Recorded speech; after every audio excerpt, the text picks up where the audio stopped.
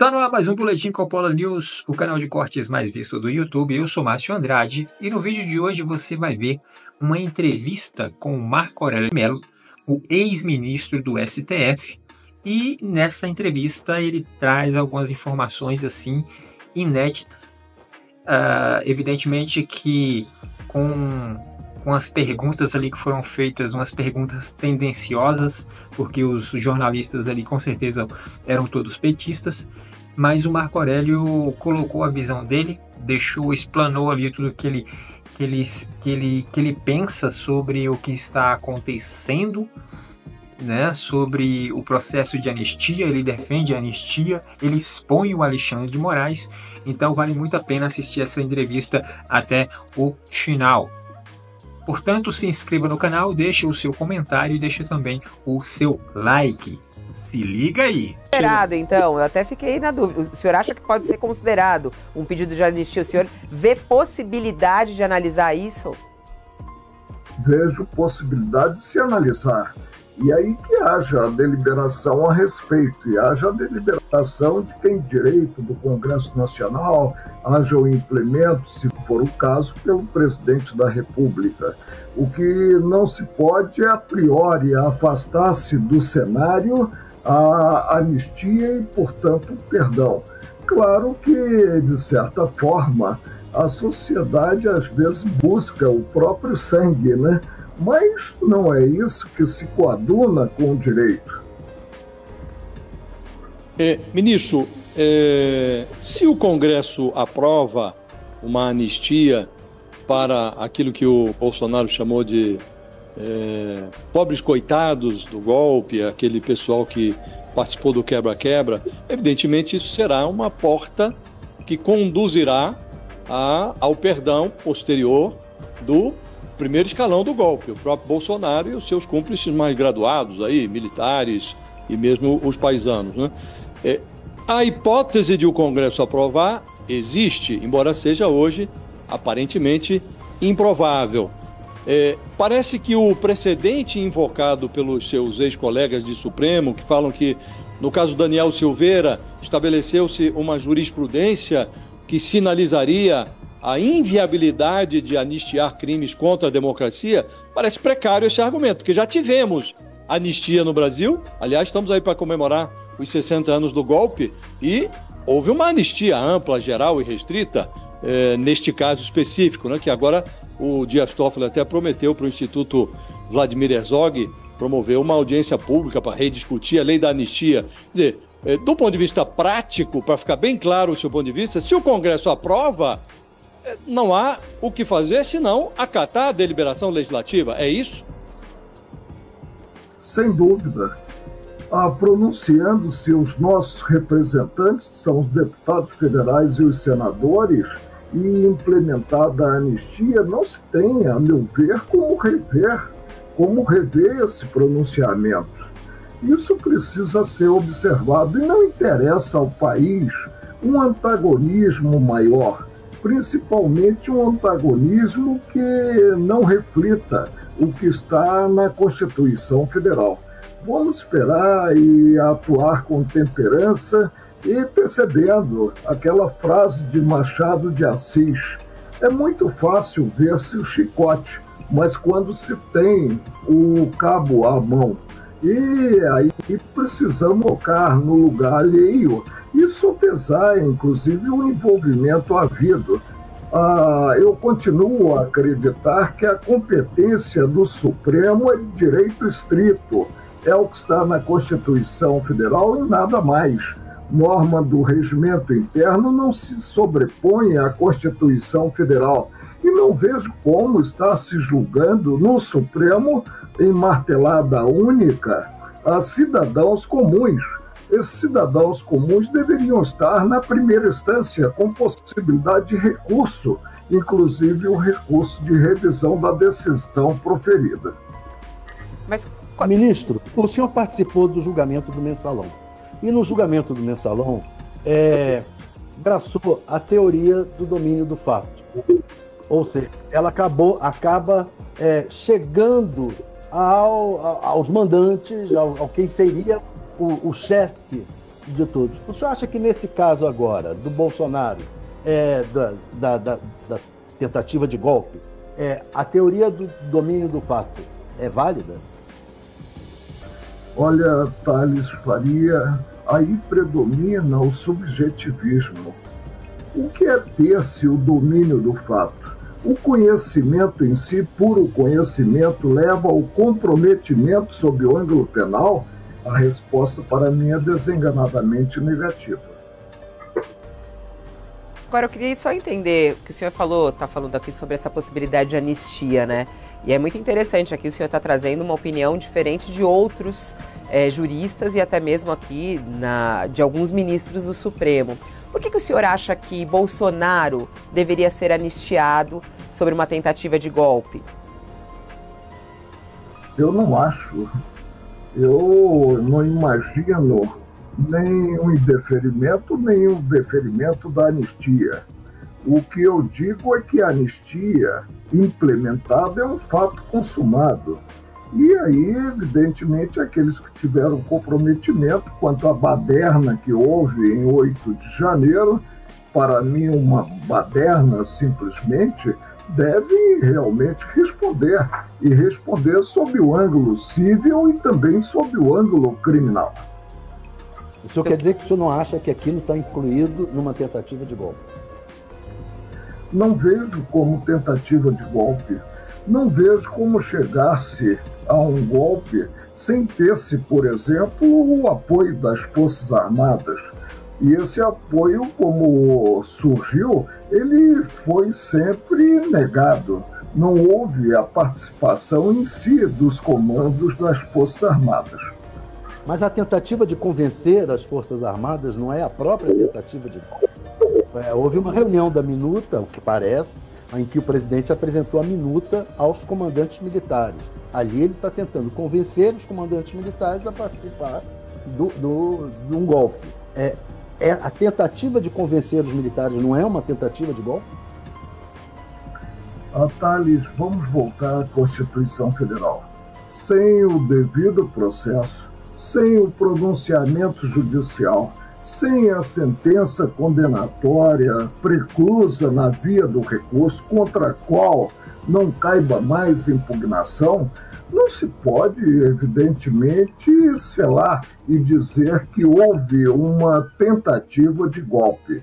Para mim, nós tivemos algo que fugiu do controle e, infelizmente, o Estado repressor, não se fez presente.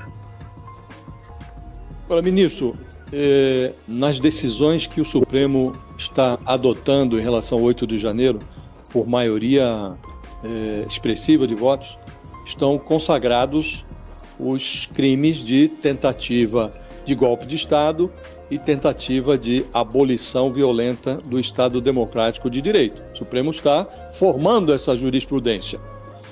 Então, o senhor seria lá, como, aliás, era hábito durante a sua permanência no Supremo, seria voto vencido, né, nessa matéria. Agora, pela lei, a simples tentativa de golpe é crime. Simples tentativa de golpe ou tentativa de abolição violenta do Estado Democrático de Direito é crime.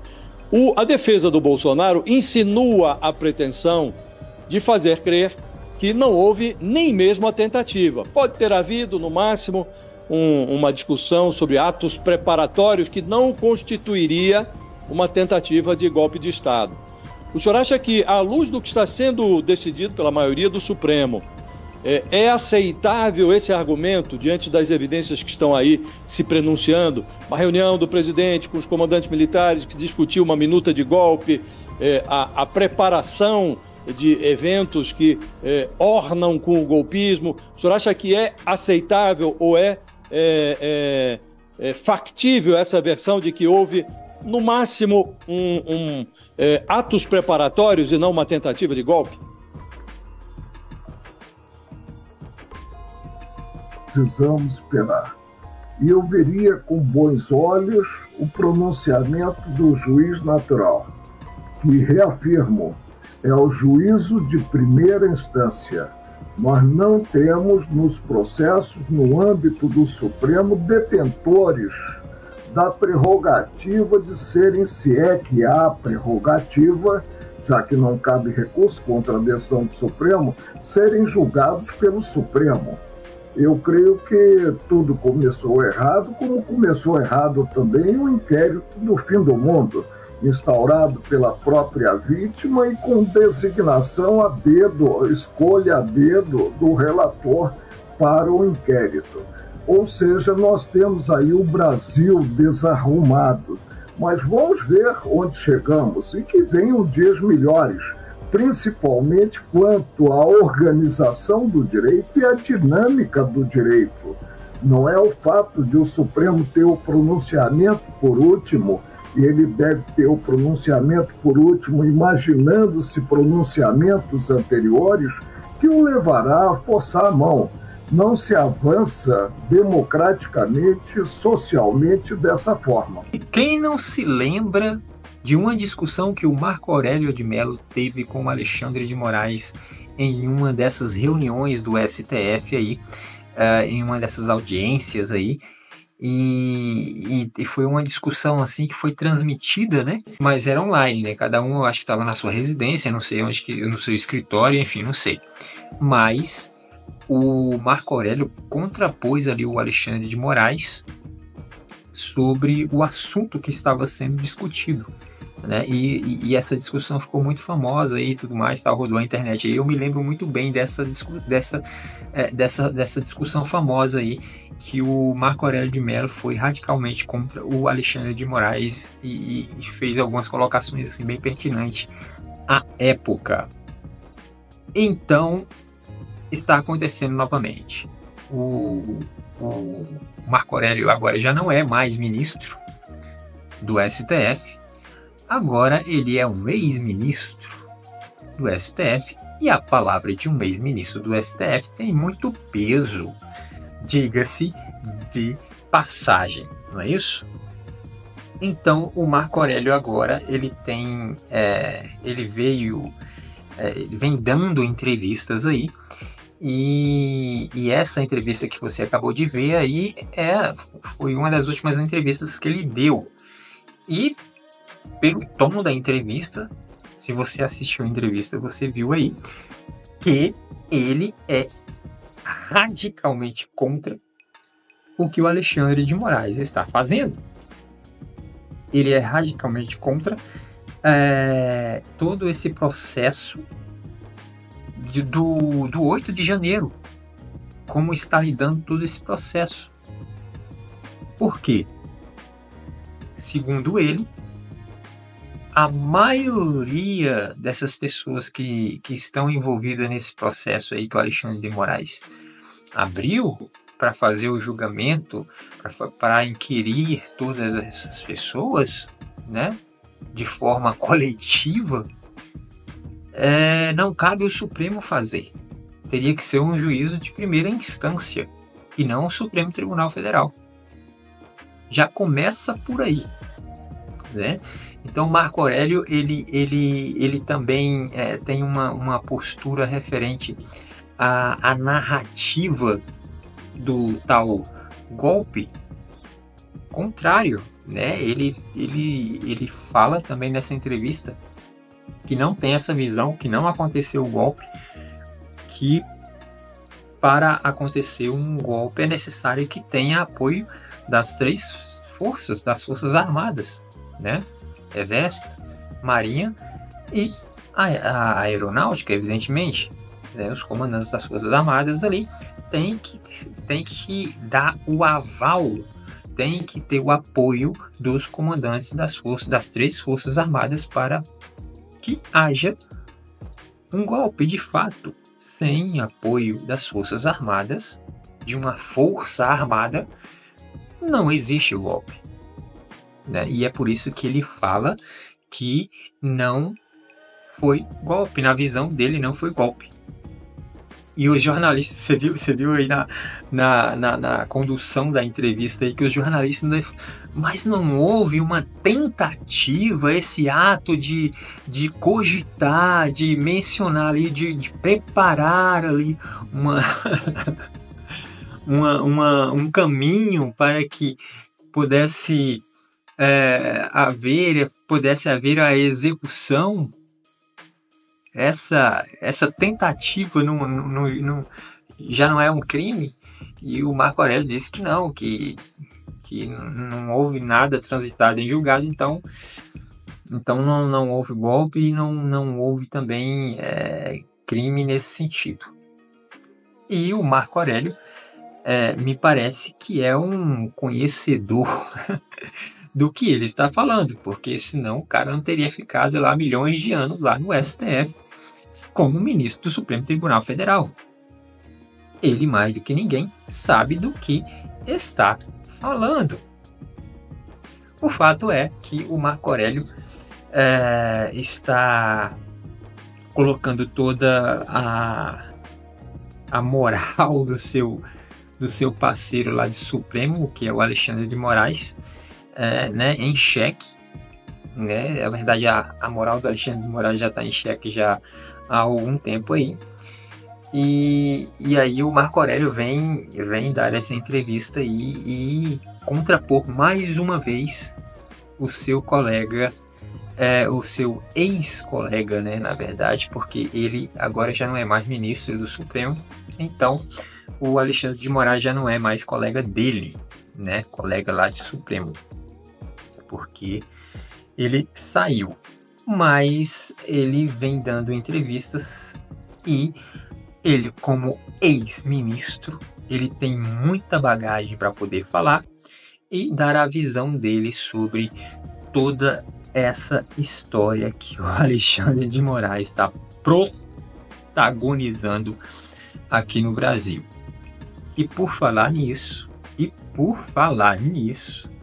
essa semana foi uma semana muito agitada por conta da visita aí do tal do Vaca lá, né, que é o representante da OEA, né?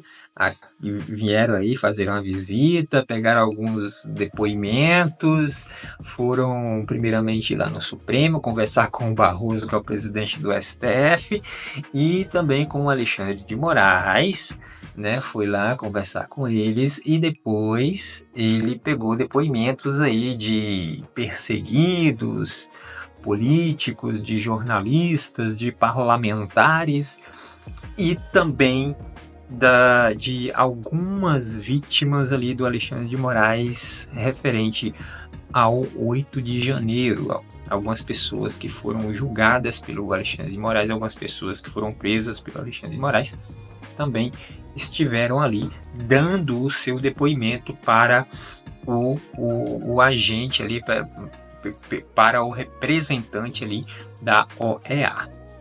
Então essa semana que passou, uma semana muito agitada, e muito provavelmente a semana que vem agora, que está se iniciando, vai ser bem mais agitada do que essa que passou, porque a batata do Alexandre de Moraes e companhia está esquentando e esquentando bastante. Vamos ver como que vai dar aí esse desenrolar esses dias aí, como que vai ser também esse relatório aí da OEA e tudo mais, para ver o que vai acontecer aqui no Brasil também, né? Trump, Elon Musk, tem muita coisa aí acontecendo e quando o negócio começar a ferver mesmo, aí eu quero ver para onde que esses caras vão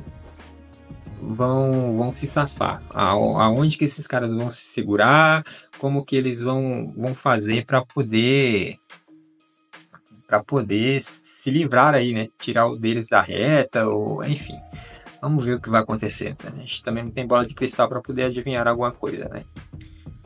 Então é isso, se inscreva no canal, deixe o seu comentário, deixe também o seu like e até breve.